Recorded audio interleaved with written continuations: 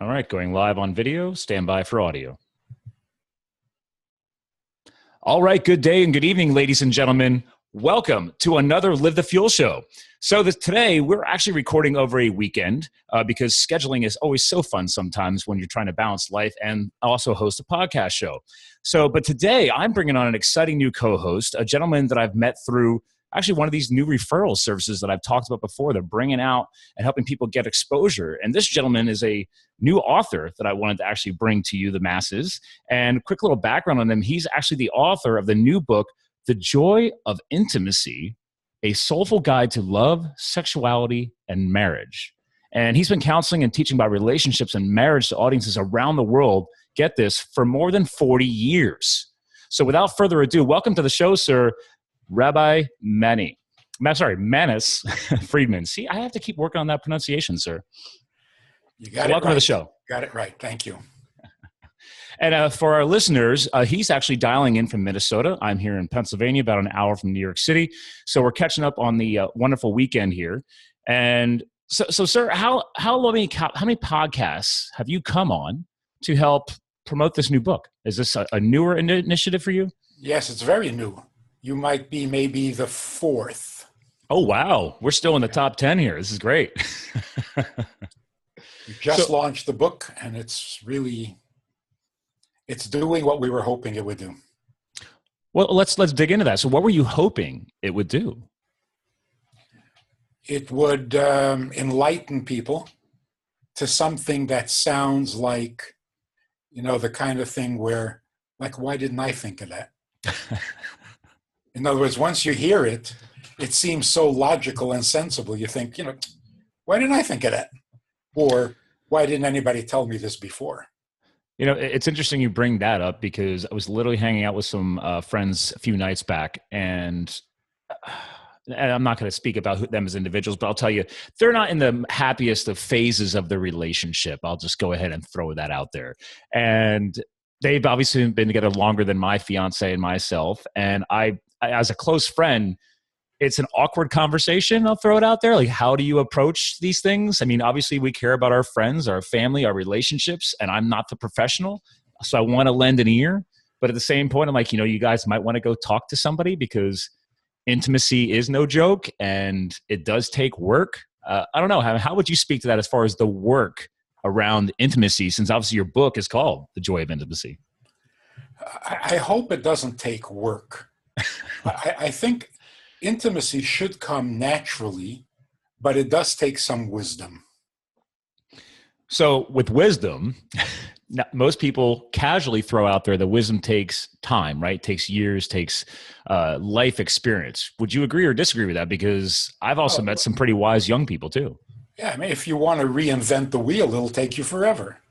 But you don't need to reinvent the wheel. The wisdom is there. It's available. It just hasn't been passed on. And that's a crime. That's a crime against humanity. Well, I would agree because I love the fact you're talking about recreating the wheel, because when I was in the big business space, big corporate space before I became an entrepreneur, everybody was like, man, we got to overhaul this. We have to redesign it. And if you dug deep enough, you weren't really necessarily overhauling and redesigning, so to speak. You didn't recreate the wheel, as you kind of hinted. All we did was find a better way to apply it and utilize it.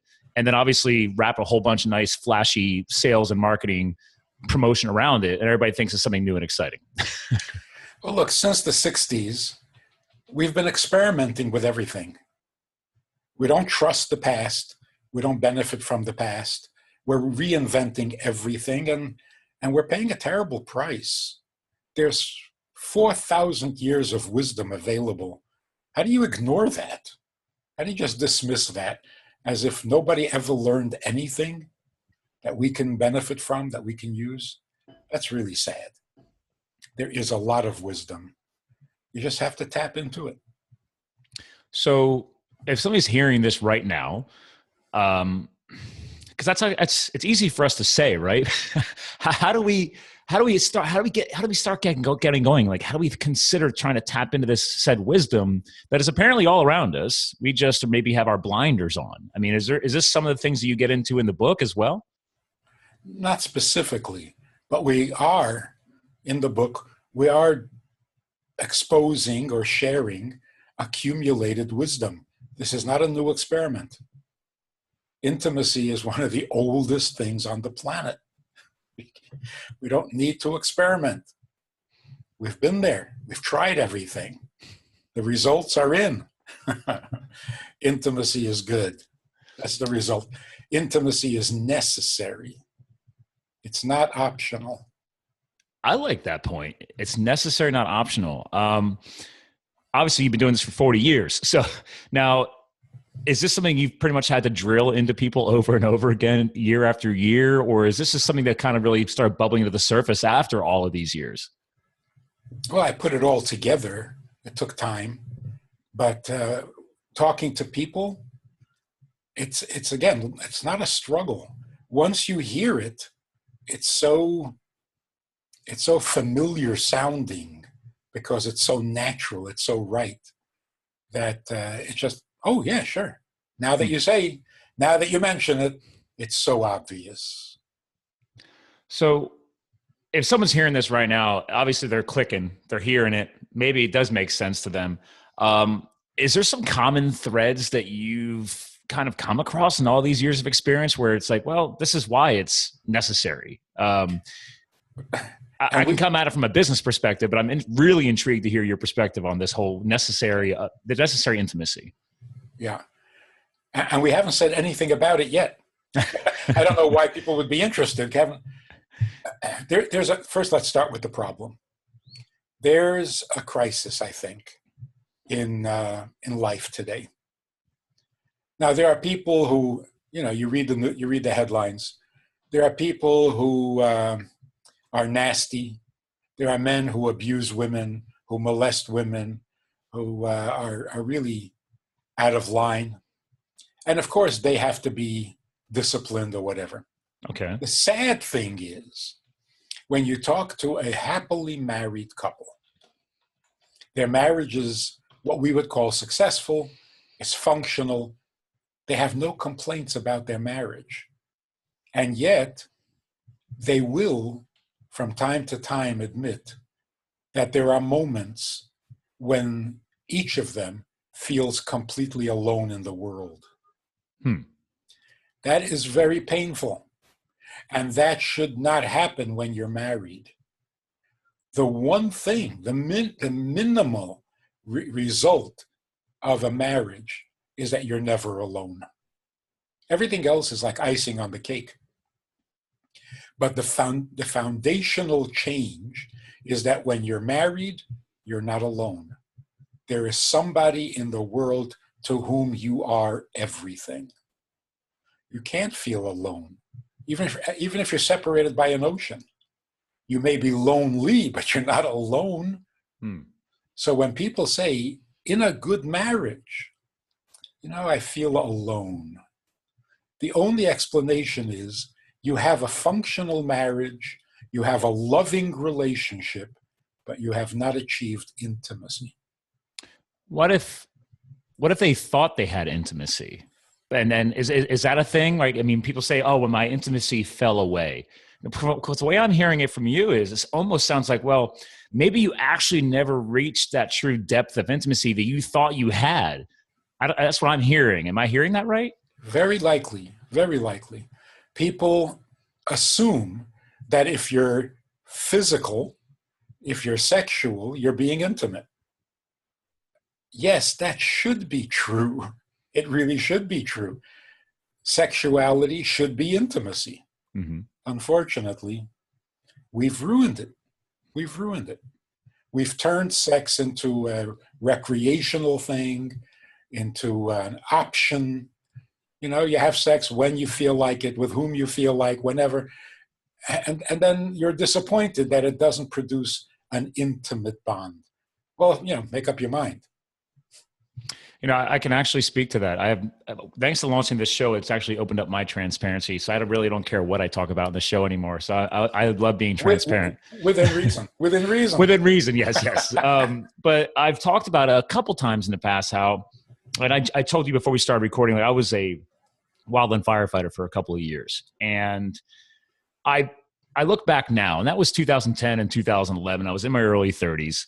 And I said, I think I was kind of going through a period of finding myself. So I'm an adrenaline junkie. I love to take risks. But up until that point in my life, I still had never really been in a hardcore, serious relationship. I used to brag about myself being the bachelor, right?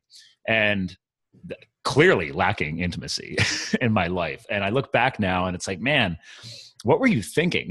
And whereas now I'm in a serious relationship of 4 years now, and we're now engaged to be married. And then we actually are planning our wedding for next spring, March of 2019. And it's just weird for me to even talk like this. And it's the only reason why this is even happening too, is because I had to do a lot of self-work to find the ability to get more vulnerable, is what I've learned through the self-work I was doing a couple of years ago.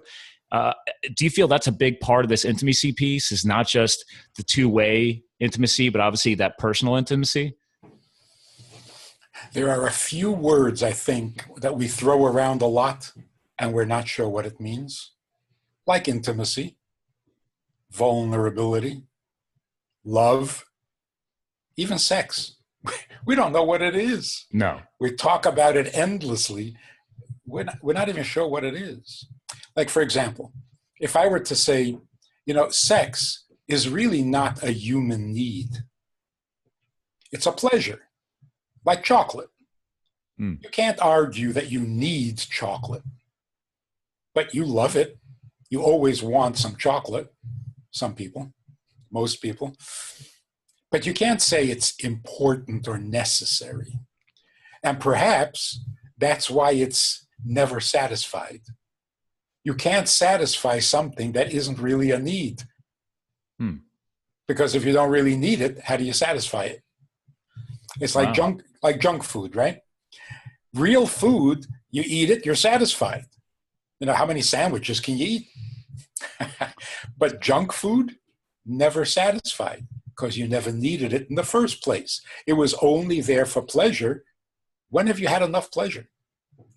I think that ties to the short-term mindset versus the long-term mindset. Like, that's what I'm hearing from you, is obviously the junk food will give you that short-term reward, but really sustainability of the body, the energy you need, the fuel to fuel the body, you're not getting the necessary mineral and nutrient density, right, for life. So that's why you're not fulfilling yourself, because that's not actually giving you what you needed. Exactly. So it doesn't satisfy your need, so you're disappointed in it. And on the other hand, at the same time, your need is not satisfied. You're still hungry, undernourished.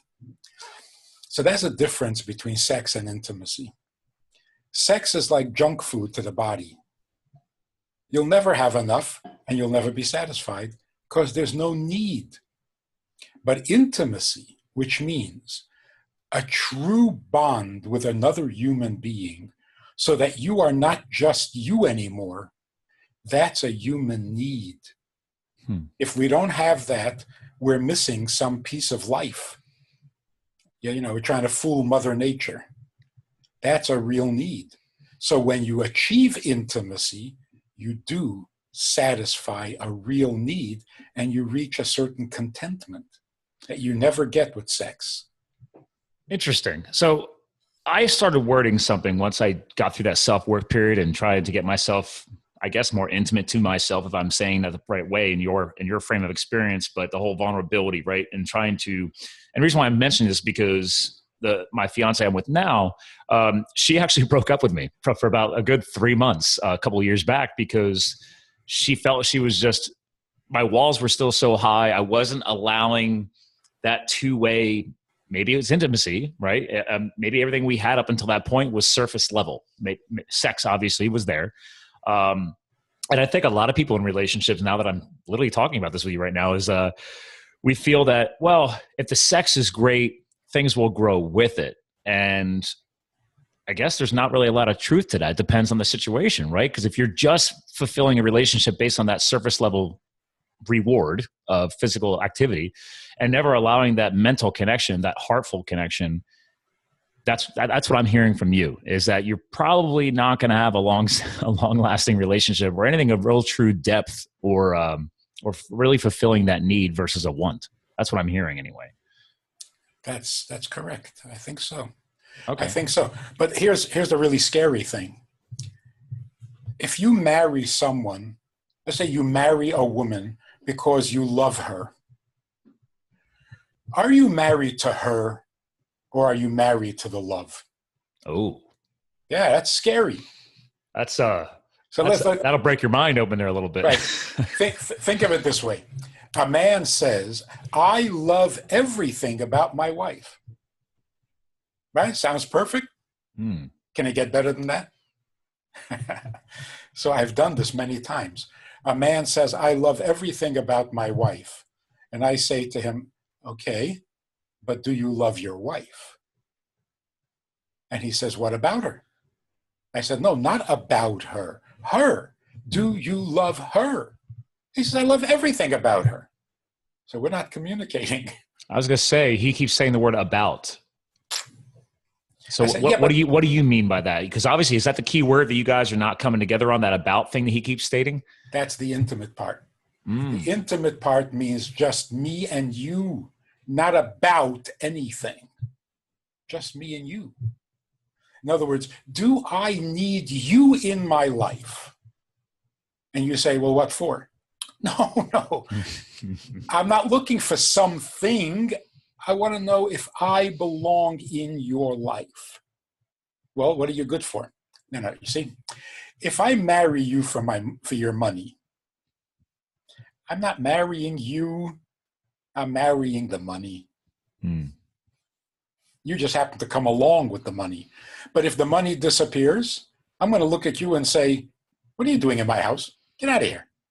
You don't belong. How often does that happen? Yeah, unfortunately. You don't belong here. I'm not married to you. If I marry you for money, I am marrying the money. If I marry you for your looks, am I married to you?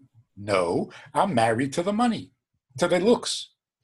Even if I marry you for love, I am married to love, not to you. So if you stop loving me, who needs you? You just, hold on. Rabbi, you just dropped a bomb here. I mean, wait, I'm not married to love. Love. I thought we want love. I mean, that's the problem. So you're saying you could literally be married to that state, that feeling of love. Experience. And you're saying it's not the same. No. If you're married to the love, your wife will admit that she feels alone in the world because you're not married to her. So listen to this. Let's say you love everything about your wife. See, I call that polygamy. You are married to so many things. The only thing you're not married to is her. Man, I'm kind of scared to keep going here. We might freak out. I think we literally are breaking the brains of our listeners right now. I think we're cracking the egg wide open. Yes. This is exciting because you're blowing my mind right now. All right. One more shock. Okay, I can take it. Come on. Hit me. If you're looking for good sex, then you're married to sex. Wow. It is terrible. You see what I look like? I'm 70 years old and I've never shaved. You got a healthy beard, sir. I do respect it. It's very healthy. Thank you for that word. Yes. It's a rather massive beard, right? Yes. Okay. I used to have a big mountain man beard when I was firefighting, but it was not that healthy. I think I had maybe 30% of that. So, yeah. Just let it go. It happens by itself. Takes no work whatsoever. Well, again, maybe it's surface level, but my fiance already told me that is not allowed. She's like, I'm not a beard person. She's like, if you let that grow out again, because I showed her the photos, and she's like, no. And I said, yeah, but there's more to me than just the beard. At least you know she's not marrying you for the beard. Yes, very true. She's not marrying your facial hair. So somebody comes over to me and says, I'm curious.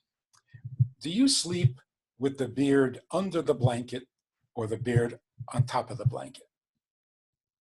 Never thought about that. Neither did I until he asked me that, and then I couldn't sleep. because you couldn't make up your mind then after that. All of a sudden I'm self-conscious, and you try under the blanket, and it's like, what's so special about this? And you try it on the what, and you don't know what to do. And well, you never thought about it before. Exactly. Do you remember what you did before? I fell asleep. So you don't remember if it was over, under, it doesn't really matter. Who cares, right? Okay. The same thing is true with marriage. You walk over to a guy and say, you and your wife, are you having, really good sex? Wow. That's a question. You just destroyed them. How is he supposed to answer that? Like socially, very awkwardly. Compared to what? Right. Like, what do you mean by that question? How do you define? That? Yeah.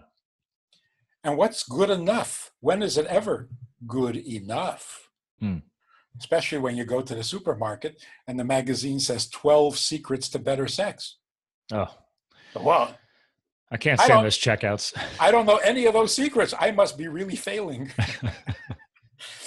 And you do the same thing. You say to a wife, your husband really love you? I mean, come on, really? What did you just do? So when you introduce something, even if it's sexual pleasure or love, these are things. When you introduce these things into a married relationship, you've separated them. It comes between them. It will not enhance their marriage, because intimacy means just us. I just want you. I'm not trying to get something from you. I don't love something about you. I just need you to be in my life. For what? Not for what. For who? I need a who, not a what. And you are my who. Wow. And what are you good for? Nothing. I don't need goods. I need someone in my life. Now, if I can get past all things, like what's the comedian with the stuff? Oh, who is that? George Carlin. Oh. George Carlin. Classic. If I could get away from the stuff and just connect to you, that would be an intimacy. So even in the most intimate act in the bedroom, if you're looking for sex, you're going to miss each other. And the proof of it is, to get really graphic about it, after having been physical, it's pretty common for one partner to say to the other, how was it? Oh. Isn't that? That's a rookie move. Yeah, you shouldn't ask it, but everybody's thinking it. True. So, but you definitely don't want to say that. There are two problems with that. Number one, how was it? There was no it. There's just us. Who is the it? What is this third, entity that has entered into our relationship? There was no it. There was us. And secondly, you're asking me how it was? Where were you? Weren't you there? Yes. Where were you? I could totally agree with this because, again, one of those self-development things that I bought books and videos trying to hack what was going on with my heart and during that 3-month breakup, because I said, well, is it, and I've never done that for anybody else in my life before. So clearly she made an impact. And I said, well, during that process, I realized, okay, maybe we're supposed to be broken up and this wasn't supposed to be. But I also realized, well, was I even giving her a chance? And not just her a chance, but was I giving myself the opportunity to grow with somebody else or let somebody in that deep? And for the longest time, I justified my single life by stating, well, I believe that a relationship or a love in your life should be the bonus or the sprinkles on the, I'm a health nut, I don't eat donuts, whatever. Sprinkles on the donut, the icing on the cake, whatever. But the point is I said, I shouldn't have to require somebody in my relationship. But now I'm hearing it differently from you, right? I think we should require or need that deep level of connectivity, intimacy, and true love. So maybe what I was saying all this time is even more inaccurate now that I'm talking to you today. So well, if you want to put it in biblical terms, it is not good that man alone exists. That is a law in nature. Okay. We can't be alone, because to be me is not enough. No matter how great I am, and no matter how much I love myself, just me, what's the point? What's the point? I was born me, I'm going to die me. And what's the point? We're not created that way. We are created to become more than what we were given. I was born me, and I remain me, and I die me. What have I accomplished in my life? So, all those songs, I did it my way, I gotta be me. Yeah. No, you are me. What more can you be? It's interesting we're talking about this subject, because I think in the past, definitely 2 years, and actually while we're chatting here, I'm actually doing some screen sharing while we're at, because I got this fun technology. But ladies and gentlemen, real quick, I'm going to pause before I share this next step. I haven't done a good job plugging this gentleman, but I'm going to do some screen sharing for the video watchers on YouTube. But this guy's got 2 core brands, okay? Make sure you're following itsgoodtoknow.org, because that's his core main site. But obviously the book we're talking about today, this whole topic of intimacy ties back to his other site, which is thejoyofintimacy.com. So literally the name of the book. He's got that domain as well. And you can go there. And obviously it's part of his It's Good to Know brand. So I'm going to keep sharing this while I state this. But, Manis, I feel that I'm a classic example of guys that might have been holding themselves back, because this whole past 1 to 2 years, I've really reflected on, was I chasing the money from my corporate days, right, before the firefighting? So I went from like one extreme, just trying to prove myself to the world, right, and chasing the salaries and the job titles and everything else. And I did very well for myself without even having a degree. I was a farm kid, man. I worked my way up, proving in the world, maybe proving it to myself, whatever. And then went back to school. Finished a BS in marketing and psychology. And that's where I think the psychology piece is actually what really helped me the most, even though I do obviously a lot of marketing nowadays. But the point of the story is it wasn't enough. So then I leave and I go get certified as a wildland firefighter, and then go do that for 2 years and just completely flip the coin. And that was a great experience, because it got me to get outside of myself a bit and realize we were doing something bigger, trying to help people. But again, at that point, I still hadn't allowed true intimacy into my life. And I think in the past 1 to 2 years, especially recently, now that I'm 40, I've realized that, okay, am I going back to that way? I mean, if I'm growing these businesses and trying to grow success online, am I doing it for me, or am I doing it for us, my fiance, us, like our future together? And I think it's really allowed me to do more self-reflection. And a lot of what I'm hearing from you today, and it's obvious tied back to this intimacy piece too, is that let's be real. My fiance and I, we have great sex. I'm not going to deny that.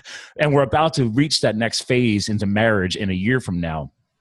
But I think it comes back to, are we doing it for us together? It can't be just for her. It can't just be for me. And that's what I'm getting from you as well. Am I on the right track? Yes.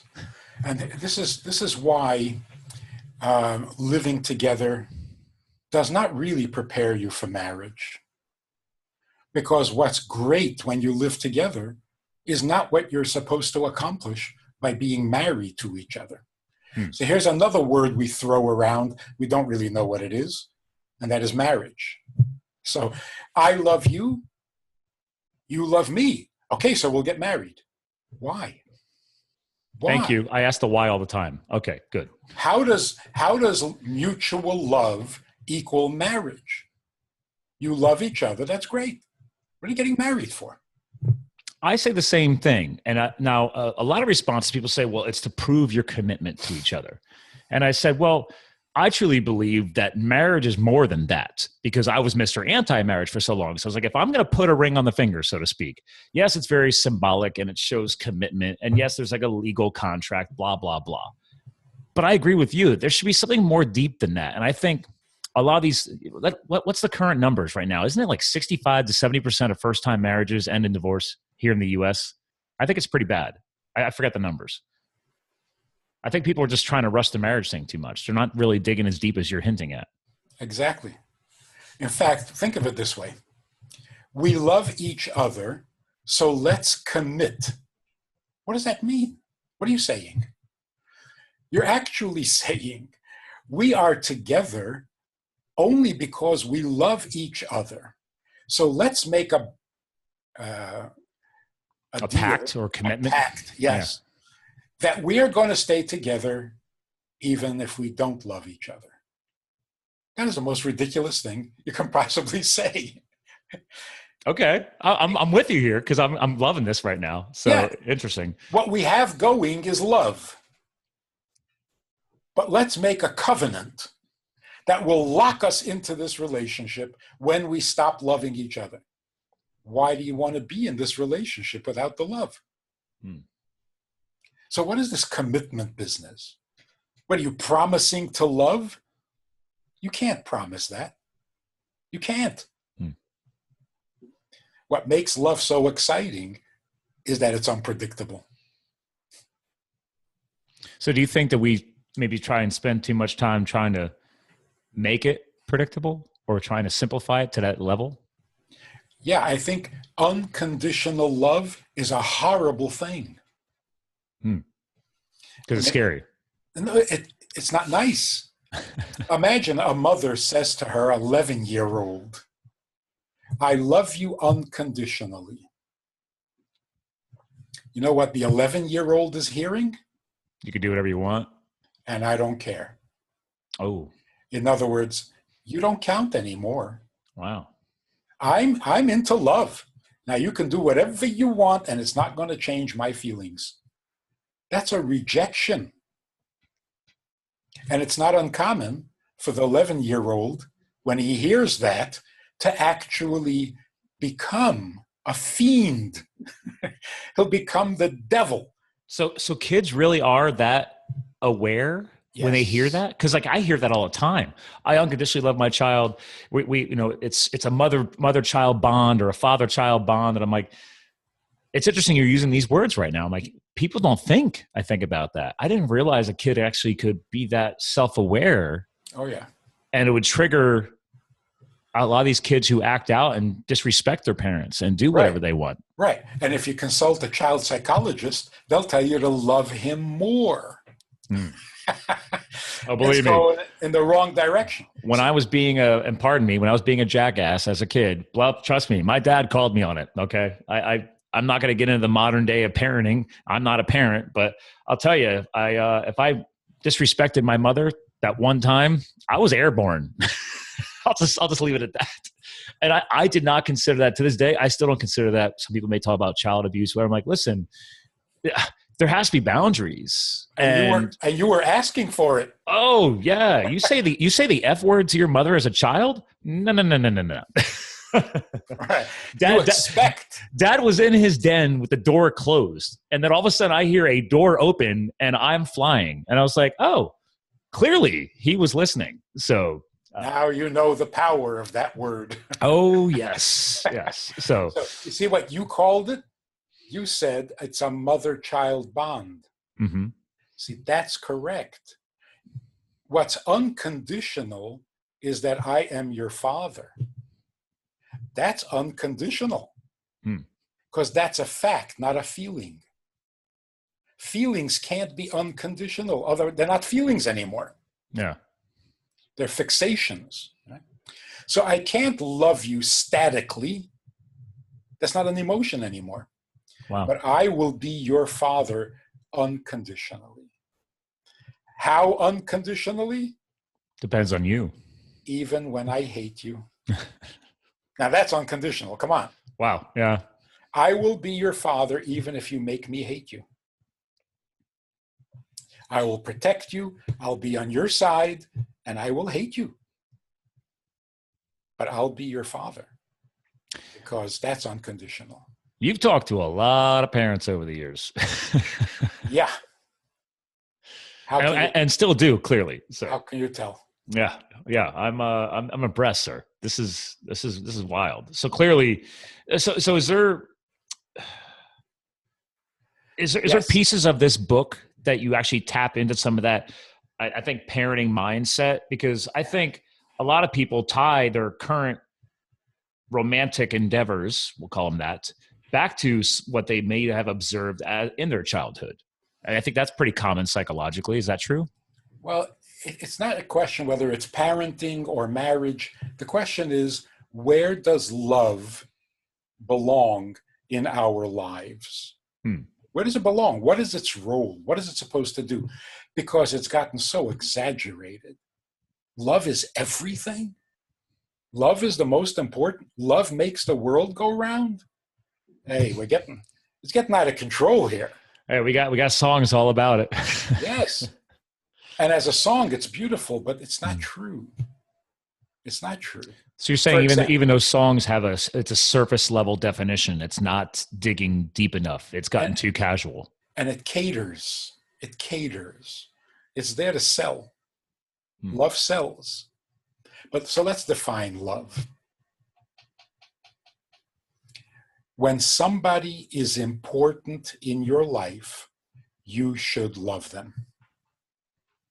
Okay. Somebody who's not important in your life, but you love them very much, they're still not important. Someone who is important in your life and you don't love them, still important. So the average 11-year-old child in America has to be convinced that the brother he hates is more important than the pet that he loves. Because they don't think so. Love is an idol. Literally, we worship love. Some people say God is love. No, love is God. We are worshiping love. Wow. And love can't handle it. Love was not built to be a beast of burden. It can't carry your relationship. So what was it built to be then? To grease the wheels. Oh. Like you say, it's the icing on the cake. Yeah. But you got to have a cake. It's true. You have the foundation. Yeah. So when someone is important in your life, like a family member, even you go to the army, and this is your fellow soldier, and your life depends on each other. Your lives depend on each other. You've got something important here. When you have something important, then the love is so appropriate. Is that why I'm still, I'm going to say weirdly, but I still have this connectivity to the fire world, right? Because I will admit it, before firefighting, I always wondered, everybody talks about whether you're a soldier, police, fire, first responder. There's a whole different level of connectivity there because you're involved in things that you literally are risking your lives together, right? And I've talked a little bit about it, but not a lot. But I feel that those 2 years, like 20, we had all men on my crew, but it was, my 20 brothers, and we did not like each other every single day. And believe me, people used to push each other's buttons, and it was like having, it was about really having a lot of annoying brothers. But in the end, you would risk your life for each other. Yeah. And it was something so life-changing as far as that. Like, it was cool being the adrenaline junkie. We're fighting wildfires in the mountains, but stuff like that I took away from it. It's like, man, I never had that in any other job or any other career. It was a whole different level of connectivity. And so that's a whole different level of love, I'm guessing, or intimacy. See, now you're sounding really wise. Oh, that's scary. Even without the beard. Yeah, I know. I got the photographs. I had it at one time. So, yeah. But you don't have a beard to stroke while you're being no. You get the shadow. That's as far as it gets out of love for my fiance. But that is wise. That is a wise observation. It was definitely life-changing. So when somebody becomes significant in your life, you should love them. And if you don't, well, then maybe tomorrow. Hmm. But they're important in your life.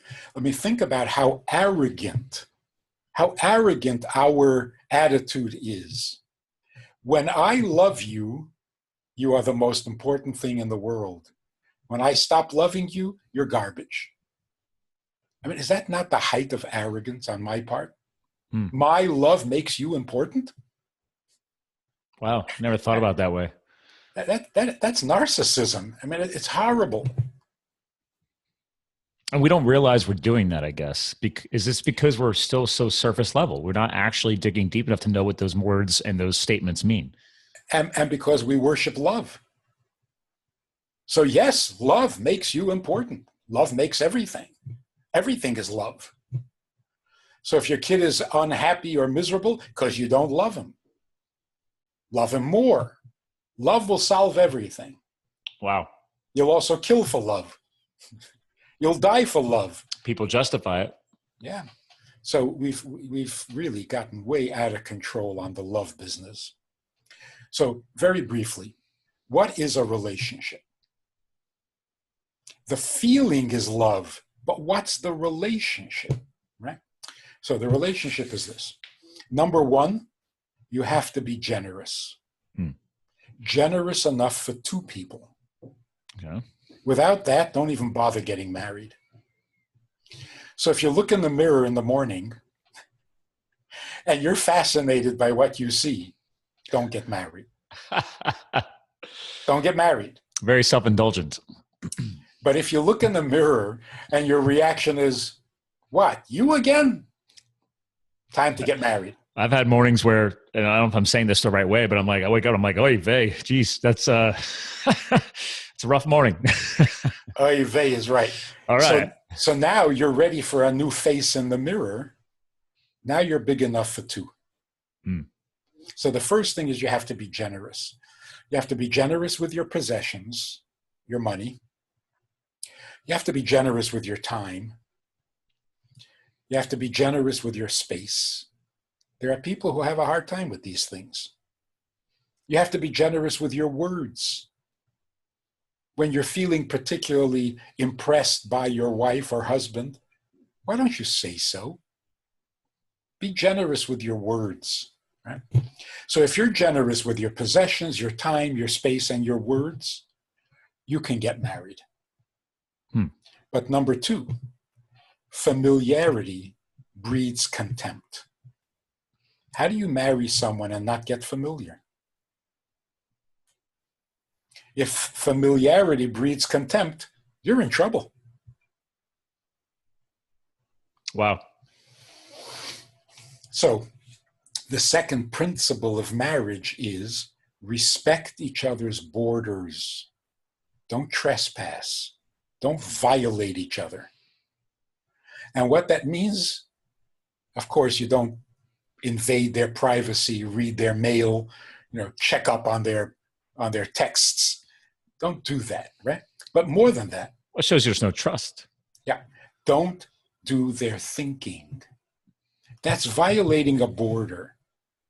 You've been sitting there planning what I should say, what I should think. So as soon as that thought enters your mind, she should, you've crossed a border. Okay. You got to take care of what you should. Don't do her thinking. That's violation. It's abuse. So the mutual respect means protect each other's dignity. Don't talk down to each other. Don't get sloppy because you're married to each other. You should be more careful what you say to your spouse than to a stranger or a customer or even your employer.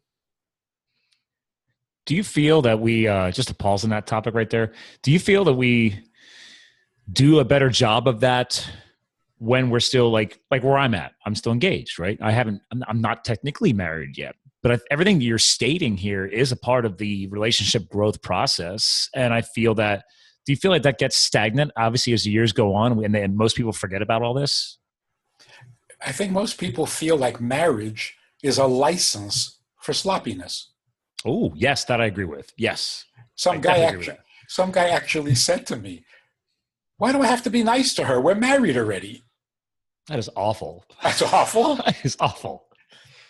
But here's another side to that argument. You know, most fathers will say to their daughters, teenage daughters, hey, you can't go out dressed like that. Right? True. Why do we have everything backwards? What's more important, the street or the home? If it's inappropriate, if she's dressed inappropriately, you're worried about the street? She can't go out dressed like that? What are you afraid of? The streets will become corrupted? The question is, can she be in the house dressed like that? Which is also a no. Also a no. That's the main no. Yeah. So if my daughter ever dressed inappropriately, I would say, dressed like that, out. Yeah. Not in the house. So if you want to be inappropriate, outside, not in the house. The house has to be special. Interesting reversal. Uh-huh. We've cheated ourselves. We've left the house. We've abandoned it. Nobody cares what happens in the house. It's how you look when you come out in public. You know, that's not right. It's not right. We got to regain our home, our base, our life. And that's where intimacy starts to fall apart. We're so focused on what's outside that even what's happening in the average bedroom has become pornography. So it ties back to the same social concepts or constructs that I don't know whether you realize or not got created, is the whole keeping up with the Joneses, or like everybody's so surface level and worried about what's going on out there or what other people think. And to your point, well, it's like, if you care so much about that, but you don't care about what each other think in your own house, that's scary. Yeah. So husbands and wives run around half dressed, half undressed, and then the doorbell rings, and you rush to put something on. Why? It's the pizza delivery guy. You have more respect for him than for each other? Something's wrong. You've lowered your dignity to the most important person in your life. So on the contrary, with your wife, you have to be at your best. You got to be always appropriate in what you say and how you dress and how you behave. You can't, teenagers think we are so in love, we can be the sloppiest, the most, we can do whatever and he'll love me anyway. No, he won't. Wrong way to think about it. No, he won't. He will despise you because familiarity breeds contempt. That's an ugly, ugly word. So the second principle in marriage is mutual respect and dignity. Now, respect doesn't mean admiration. Okay. You can't demand admiration. It has to be earned. That I agree with 100%. So a wife can say, I don't admire anything about my husband, but that's why you don't respect him? That's not acceptable. Yeah. So respect means simply don't invade his borders. Doesn't mean admire him. Just give him his space. But you're saying there should be admiration at some level. That would be wonderful. You can't demand it. Again, it's got to be earned. Yeah, you can't dictate admiration, but you can dictate respect. The third thing that makes a marriage is the sanctity of it. We make a mistake thinking that marriage is our own personal idea. You want to get married? Yeah, maybe. Yeah, fine. Yeah, I think I want to get married. No, it's not that casual. Marriage is awesome. It's the future generation. It's what keeps the world going. Marriage is good. Society is good. Marriages are no good. You have no society. Let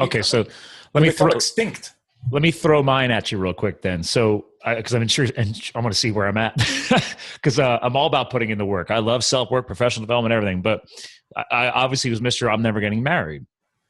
And when I got engaged to her last year, we got engaged. She was not expecting it, like, because I've been preaching this, forever. And she literally told me she was okay with that. She actually said, she actually told my friends, I found out later, that she was okay with to continue growing. And if we never got married, that was fine. And it was interesting. So I never knew that, but I was like, oh, really? You tell me that now. But I will say that when I decided to finally propose to her, I realized I knew it was right because it made me smile, which is weird. I don't know why. Maybe that's surface level, but I was like, when I thought about it and I thought about her reaction, and I was thinking long term, like, I want her to be my adventure partner, right? Us going on adventures together. We're skiers and bikers, and we go skydiving. We're not nuts like that. So I literally timed the proposal with a skydive. So we were supposed to jump out of a plane, and they were going to throw me out early. That way I can already be on the ground. They were going to sneak the ring out. I had a whole plan. It went out the window because the high winds rolled in New Jersey, and they could not safely fly us. So they grounded our plane for the day. So I just adapted on the fly. We were supposed to go for a drink of wine down at a winery anyway afterwards to celebrate. So I flipped the surprise to there. And I realized it was something meaningful in my life too, just not to be a little bit selfish, but I have never been so darn nervous in my entire life when that happened, because I have all my friends around us. We're in a winery. I already had to relocate the engagement. She has no clue this is going on. And I was literally spinning the ring in my finger. My friends now know what I'm about to do. And they're like, is he going to do it or not? I'll just say, so I don't know. I mean, is where my brain's at and the way I'm talking to you now, is that a sign that I'm doing things in the right direction? Because like I said, when I thought about finally proposing to her and breaking myself out of my shell, it sounds selfish the way I'm stating it right now, but I got to say, when I thought about her reaction and our potential together over the long haul, and it finally clicked. I'm like, yes, I'm going to do it. It goes against everything that I've always said. So I'm just intrigued. I don't know. How am I sounding? So now I'm intrigued. Oh. What made you decide that? I still can't figure it out. It just clicked. I thought about the one day and I said, what if? Like, what if you finally let all that crap go? I mean, you already did all that work during the breakup, a year and a half before that, and earned her back, maybe. I don't know if that's the right way to say it, but at least opened her back up to the potential of her and me growing together. And I said, believe me, I'm still not perfect. We still are always working. I mean, maybe that's the wrong term for it, but it's when I finally sat down and then I got nervous about that. So I went and talked to a couple of close friends and told them I was considering to do this. And they looked at me like I had two heads. Like, you? Really? What makes you, like you just said, what makes you do it now? And I'm like, I can't explain it. But all of a sudden, one day I was thinking about it and I'm like, what if? And then I pictured her response of us doing this together. And when it made me happy thinking that she'd be happy. I can't explain that. Just seeing her reaction in my brain, and it just made me all warm. And I was like, and I thought a few more weeks about it. I'm like, all right, I'm going to do this. So it's not a very good answer for you. I apologize. It is a very good answer. Okay. But what it's saying is, and this is also very important, the only reason to get married is that you love marriage. You don't marry because you love her. Marriage has to stand on its own merit. You get married because marriage is good, because marriage is right, because marriage is divine. And the question is, who shares that feeling about marriage so that you can do it together? So when you go out on your first date, I don't mean you, I mean a guy going out on his first date, the first thing he wants to find out is not whether she likes him. What does she think of marriage? A girl goes out with a guy, the first thing you want to know is, what does he think of marriage? And if he doesn't like marriage, don't marry him, no matter how much he loves you. So imagine a guy says to a woman, I would never really thought of marriage. It's not my thing. But you, wow, you are so special. I'll marry you. Don't do it. Yeah. Because you're not that special. Well, and I even asked her, I was like, you can't be that special. I was like, why were you with me even after the breakup and came back together with me when I'm the guy sitting there saying I'll never get married? And she's like, because I realized I didn't care if we got married. And that was what got me thinking too. And I'm like, oh, she wanted to be with me, whether I ever did the whole legal marriage thing or not. And that's when I was like, oh, that was something else that kind of clicked. I'm like, whoa, I never thought about that level of connectivity before. Like, she doesn't care if I got married or not. Or she was trying to play a psychological game on me. Whoa, and she won. She's a smart girl. Yeah. So she was saying, hang around with me. Yeah. You'll get married. That could be very smart. She is a smart cookie. So, yeah. Actually, one of the definitions of marriage from a male perspective, men find a woman's interest irresistible. Because we're such doers and givers. When we feel that we can give something substantial to somebody, whoa, we can't resist that. And you gave her something nobody else could give her. Makes you feel like a man. True. Well, it's interesting because, like, going back earlier in this episode, you had hinted about how, money's not everything, right? And if the money is stripped away, you still have to have that foundation there. It's not the possessions. It's not the finances. It's not the job title.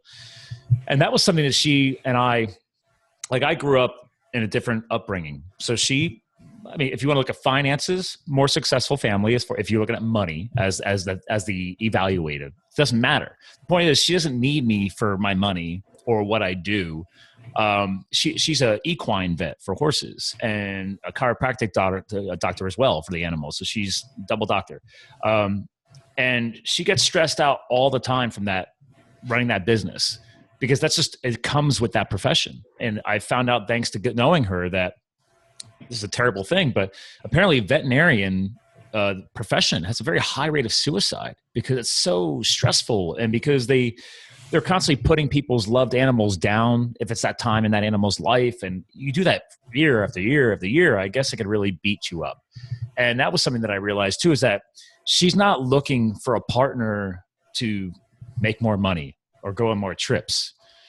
She needs somebody like me. She needs me to be there for her and help her unplug from that, wherever she's at mentally. And I realized that that's something that I can do, is that we do have those differences that help balance each other, is giving her that escape, or that think about other things other than that. that foundation. Yeah. Yeah. See, the experts are now saying that they've made a terrible mistake. And for the last 20 or so years, they've put all the emphasis on increased pleasure. How to get more pleasure out of your relationship. And they now realize it's a mistake. We don't need more pleasure. We have all the chocolate we need. True. What we need from each other is more closeness, because we're so alone. I just read that in England, the government is opening a new department in the Ministry of Health to deal specifically with the problem of loneliness. It's a health hazard. It is. It's gotten really, really bad. So what we need from each other is not pleasure. What we need from each other is closeness. Well, and I can agree with that from a psychology standpoint. I don't have a PhD in it, but obviously I studied it. And I've had on multiple psychologists on this show to help tap into that health demographic. And we've all agreed the basis of mankind, a human being, it is not healthy to unplug yourself from society and to be the loner. We do naturally, chemically, hormonally, love relation. We thrive when we get in and amongst other human beings. So it isn't normal to be stuck away in a closet playing video games, 12 hours a day, never seeing the light of day. Like I, for example, can work from anywhere. So I love just taking my laptop, leaving my home studio and going to work at a Starbucks or at a coffee shop. And even if I don't talk to anybody, it's just, I love that vibe. I love getting amongst my fellow mankind. And yes, there's some fun people watching once in a while and some interesting things to listen to. And I think that's a part of what you're discussing here too, is that now I think you could probably dig much deeper, but at least at the initial surface level, we need to be around other people. It's a necessary part of health. But obviously, to your point, loneliness, you're also talking about getting us deeper than that, not just being out and about, but getting to that deeper, more intimate level of connectivity. Which only marriage brings. It's a strange thing, but it's true. Like, again, the Bible says, therefore should a man leave his mother and father, cleave to his wife, and become one. Now, why can't he be one with his mother and father? Well, again, I'm not heavily religious, but I do know the whole piece from the Bible of, you took a piece of man to create woman. So that is our missing piece, so to speak. We can't get that from our parents.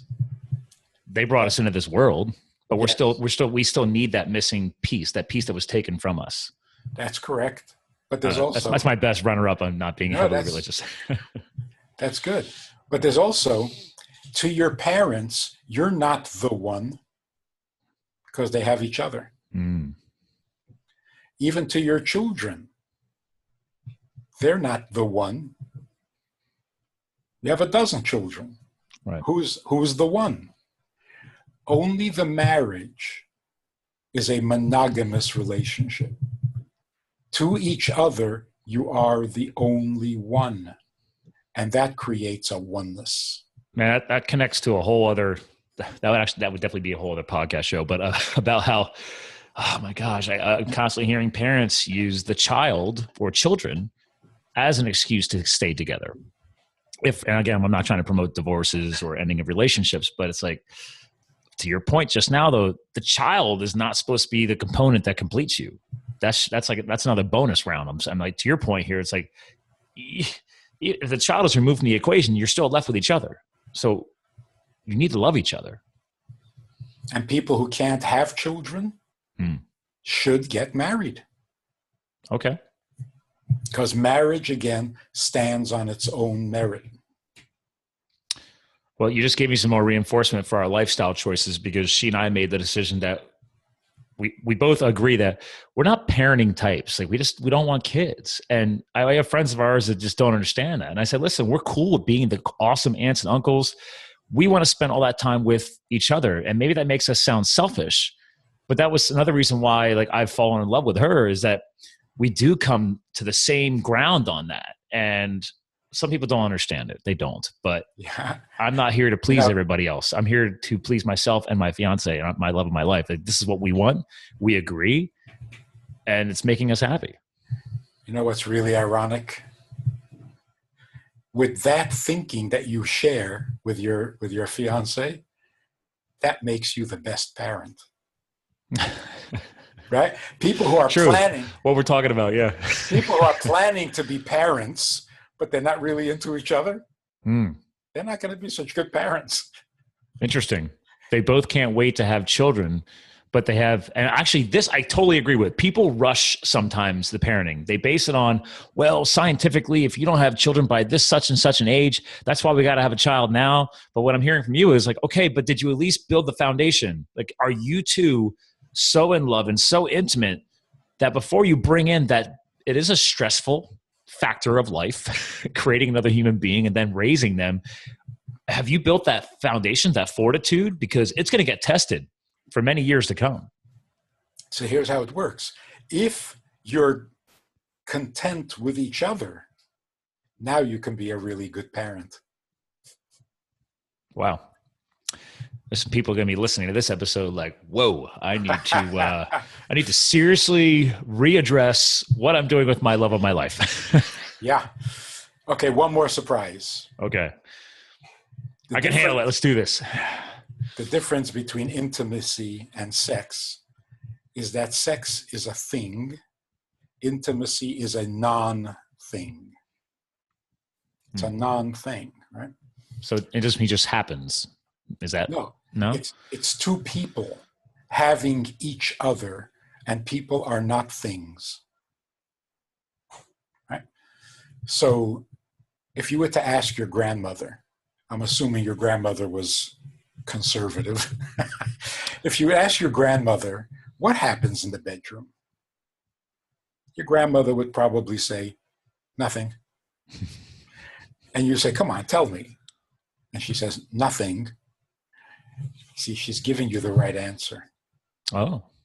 What makes a bedroom unique is that in a bedroom, there are no things. There's just them. Interesting. Because you got me thinking about my parents right now and how I joke around about it, but they don't even, I don't know. My dad's got a thing. He loves these recliner chairs, and this has been going on for years. They don't sleep together, but they love each other and they're together forever. And I'm always on like, guys, like mom's in the bedroom and you're sleeping in the living room on the recliner chair. Are you guys always fighting for like 20 years now? And he's like, no, she doesn't like it when I snore. So he's like, I sleep better in a reclining chair, and she sleeps better in the bed. So it's been going on that way for like 15, 20 years. My fiance hears this and she's like, that sounds like a great idea. We should have like 2 bedrooms and 2 beds in our next house. And I'm like, what? So first I'm like, that sounds crazy. But to your point, like, well, sex isn't everything, right? and it really does dampen the intimacy. Yes. If you're sharing a bed, you're going to be intimate. Yes. Because, hey, we're here. Might as well. That's terrible. Interesting. When you have 2 bedrooms, it is so romantic. You want to be intimate? Get up. Knock on her door. King and queen. Yeah. Yeah. Interesting. There's something so powerful about that. That's right. True. We trace this back to medieval times. The king and queen did not sleep together, didn't they? They actually had separate palace rooms. Separate rooms. Yes. So when they were intimate, they were intimate. It was a rendezvous. Yes. But when you have the same bed, I don't know, in Jewish tradition, we always have separate beds. Oh, okay. In the same room. Oh. And she's okay with that too. She's like, it doesn't have to be a separate room. She's like, I just want my own bed. That is so sensible. Because 2 things. First of all, if you're going to have sex because you're in the same bed anyway, like, why not? That takes the whole soul out of it. Why not? It's meaningless, right? On the other hand, if you're not having sex, what is that? You're in the same bed and you're not even interested?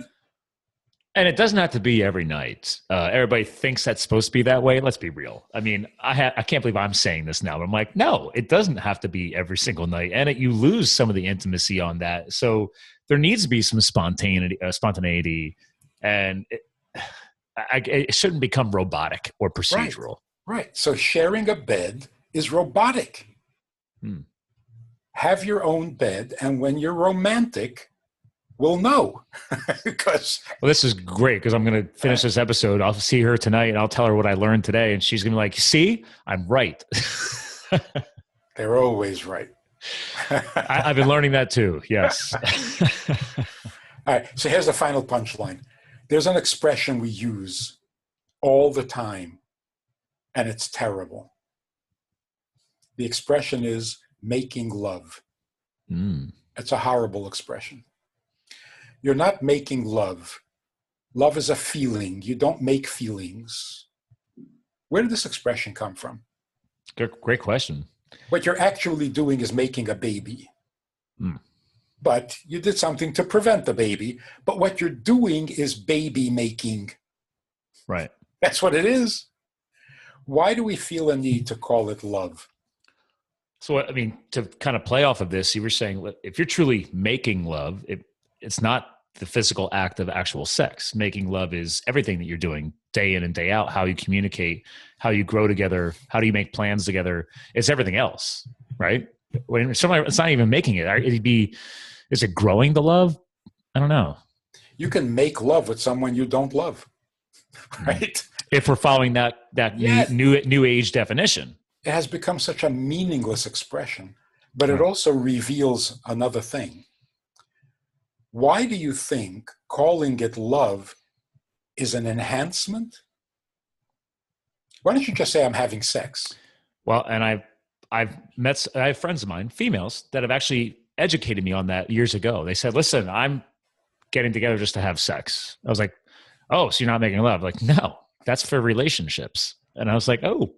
So at first, some people don't know how to respond to that. Like some people may think, well, does that mean you're promiscuous and you're inappropriate? And I'm like, no, yeah, maybe that too. Yeah. But so I think a lot of people, if they do talk like that, it's their way of unplugging their heart from the procedure, right? They're just treating sex as a procedure to get that short win, right? The chocolate, as you hinted at. And they don't want to open that, let that vulnerability happen because they know that's not an intimate relationship. Exactly.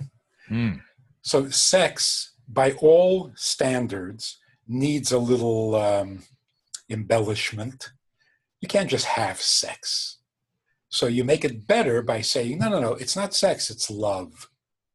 Because sex itself is kind of animalistic. It's not nice, right? But then it doesn't make sense at all. If it's not nice, don't do it with someone you love. Do it with your enemy. Interesting. So here's another. After having sex, even with all the love, you feel diminished. In some way, you're diminished. You've lost a little self-respect and you've lost a little respect for the person you're with. There was a draining process there. It is. Yeah. It is. Intimacy, although it's the same act, but coming from a completely different place, after intimacy, you feel more innocent than before. Because if you can get past all things and just connect to another person, you have tapped into the most intimate part, the most innocent part of yourself. Wow. That's like Adam and Eve before the tree. Yeah. So you feel more innocent than before. So marriage does not produce a familiarity that breeds contempt. It produces a feeling of innocence. Okay. So it is really a sacred experience. Takes you beyond yourself. That's amazing. And once you've had that, it's not easy to achieve intimacy because any little thing can come between you. The pleasure of the sex, the disappointment because you were angry at each other about something. There's always something that gets between you and ruins it. Right. But if you can get past all things, even once a year, those moments will bond you so intensely that if you ever have to separate and get divorced, it will feel like an amputation. Wow. Now that's called married. I think you've blown some serious brains out of people's, metaphorically, today. This is powerful. This is deep, and I'm excited for this episode to go live now because I personally, to be a little selfish, have gotten a lot of depth out of this. This has been powerful. And you're going to get strong reaction. Yeah, and this is good. I think this is something that people hold themselves back from, is allowing them to reach this depth and this level of intimacy, even if it's just one-on-one by ourselves, not even getting into that phase of marriage. And you got to. I've said that for years by myself. I mean, you have to know yourself before you can actually get to know someone else. And because I see people rushing into relationships all the time, like, do you even know who you are and what you're bringing to the table? And I have friends of mine who just, it's like a never ending cycle, like dating. I'm like, guys, like, have you at least taken time to at least be by yourself, to really understand yourself and get to know yourself first? Because I think that's part of the problem, is they don't know what they want because they don't know themselves. So, I mean, is that part of your intimacy message here too, from the joy of intimacy too? Is like, are you intimate enough with yourself to know what you're about to put out there to the possible level of relationships that reach marriage? Here's the punchline. These men who are now being accused of molesting women all over the place, in business and in coaching, in Hollywood, everywhere, right? That's awful. So some people think that these men need to be taught a lesson and they need to respect women more. They have no respect for women. That may be true, but I think there's an even bigger problem. They may respect women and still do this because they don't respect intimacy. So you ask some of these guys, have you no respect for women? And they say, what are you talking about? I have a lot of respect for women. Well, then why did you do that? And the answer is, do what? It's nothing. It was nothing. So I pinched them, so I touched them, so it's nothing. They have no respect for intimacy. And that's dangerous, even for good people. True. So we need to regain our respect for intimacy. A touch is a significant thing. Being alone together in a closed room, come on, that is intimacy. Yes. Did you intend to be intimate? Were you invited to be that intimate? Think before you do it. It's not nothing. It's not nothing. It definitely is not. Actually, because I'm going to, as we bring this episode towards the close, I'm going to screen share again here, because as you're saying this, I'm rereading. Again, ladies and gentlemen, you go to learn more about the book, thejoyofIntimacy.com. The very first thing you state here on the page is intimacy is an art. It's not something that just happens. It must be learned, cultivated, and practiced carefully if it is to flourish. And everything you're just saying once again just now is like, hey man, like I think people aren't, everybody just thinks it does happen. They're not learning, they're not cultivating, they're not practicing, they're not allowing it. They're thinking of sex. Yeah. Sex is not an art, and it doesn't need to be learned, cultivated, or practiced carefully. It's just sex. It's just surface level. You don't need any advice. The birds and the bees figured it out. You can too. But if you want intimacy, you got to have a little wisdom. Wow. Well, you've already dropped a lot of powerful bombs today. My brain's going to be wide open the rest of the day. I love it. So as we bring this episode towards a close, again, to our listeners, guys, I'm still screen sharing for our video feed. His other core site is itsgoodtoknow.org. And that's where you can get everything about Manis. So, but to you, sir, I always honor our listeners and my co-hosts, and you've been an amazing co-host today, to close out the episode with the final words. And you have so much wisdom and you've already shared so much, but is there something that, a simple closing statement that you wanted to leave behind, that let's say they forget everything else you've already helped us learn today, that is just like an all-encompassing message behind your mission and what you're trying to leave behind in this world? You won't believe it.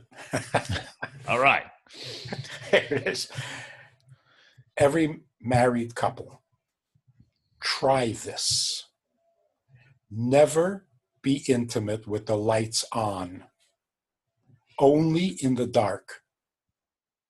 Because intimacy is a non-thing. If the lights are on, you're going to see something, and it's going to ruin the intimacy.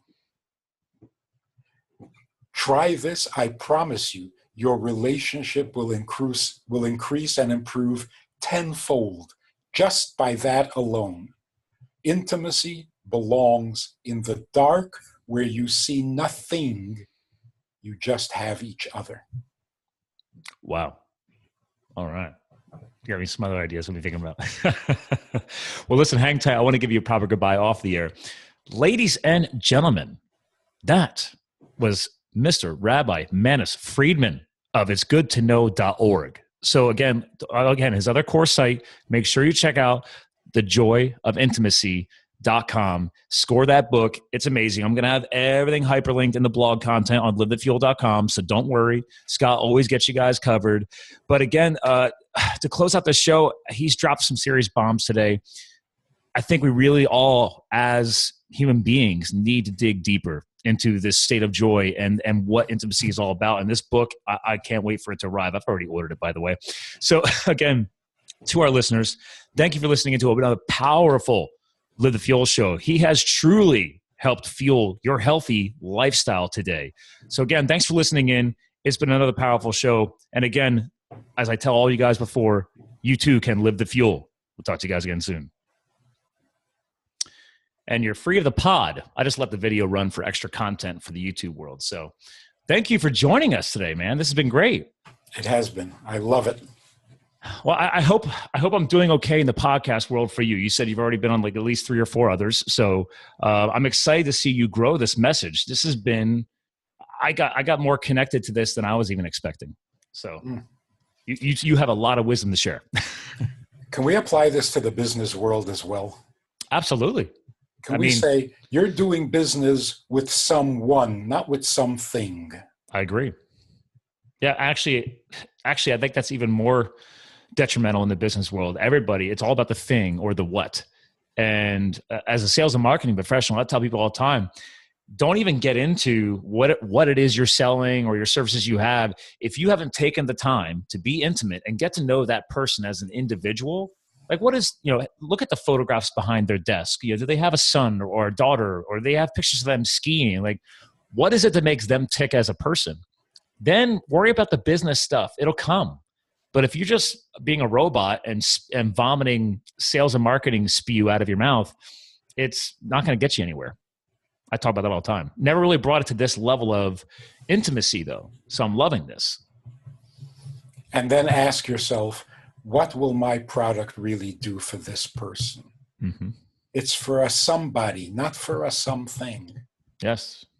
Actually, I think that's a true representation of what you've done here. You created a book off of your years of wisdom, but it's not just to sell a book. Like, you're actually clear. Your message is very clear, sir. You are truly trying to impact people and help them understand that there is joy in intimacy. You have to get into it. You got to get deep. I wish I could give the book away for free. But then who's going to pay for the next book? But it's not even that. I tell people all the time, you got to have skin in the game. Every time that I've given something away, I've given away free coaching or free marketing advice. It's free. There's no value there. So if it's free, there's no value. So I tell people all the time, it's not about making things cheaper or more affordable. It's like, what is the value you're bringing forth? And then also, how do you value that value? You have to put, unfortunately, in the capitalistic society we are, you got to put $1 behind it. Because if someone you just give them a book, they probably won't even read it. If you pay for it, you're probably going to increase the potential of them reading and consuming that content because they spent money on it. Yeah. I think that there is $14 worth in this book. I'm going to go ahead and say more than that, but because I've spent way more on other books. I have a lot of books behind me. Actually, real quick, when I do the show notes for this, do you have this on Audible yet? Have you done an audio version? Coming. Perfect. Thank you. It's coming.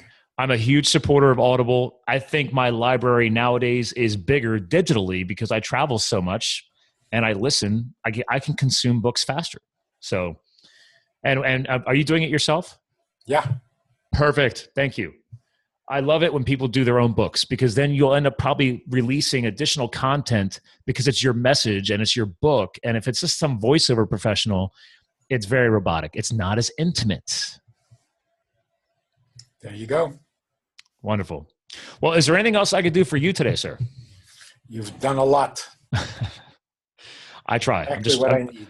I'm just trying to provide a platform for people's voices and for amazing messaging like this. I think it's wonderful. So, and this totally gets me outside the box. That's what I was really excited about, getting to know you and what you're really trying to put out there to the world. And as I already hinted, you're your episode today really got through to me as an individual too. So I'll be a little selfish and say thank you so much, because I'm excited to see where this is going to go. And I'm just happy to be one of the early promoters, at least in the podcast space. So I appreciate that. Thank you so much. Well, and I'll tell you what, I have a lot of connections in the podcast world. So I always try and get my co-host connected to at least one other show. So if that's okay with you, I'm going to go through my list, because I've had over 150 shows up online. So I have a lot of people I could dig back through, and a lot of them are podcasters as well. And if that's okay, I'll be happy to send out a little email intro to get you guys cross-pollinated and help grow your network and see if you can get you more voices out there. Thank you very much. All right, sir. I think this is really a life-saving effort, because I agree. When your marriage falls apart, your life falls apart. Oh, I won't lie. I mean, I'm not married yet. I was like, it freaks me out a little bit, to the point where I'm willing to put in the work, even though we don't want, it shouldn't be work, but it's like you should put in the effort, the work, and take it seriously. I don't rush into things. I don't rush into fire, for example. I learned that you go in with somewhat of a game plan. You do the studies, you do the research. I think the same thing should go in taking your relationship seriously. So yes, excellent. All right, sir. Thank you. It's been a wonderful day. I'll let you get back to your weekend. And obviously, we're usually only about 2 weeks out on our episodes. So I'll be emailing you guys back when this gets released, and you can add it to your marketing efforts and all the growth you're trying to get out there. Thank you. Thank you. All right, sir. You have a wonderful day. Regards to your fiance. Thank you, sir. Take care. Bye-bye. Bye.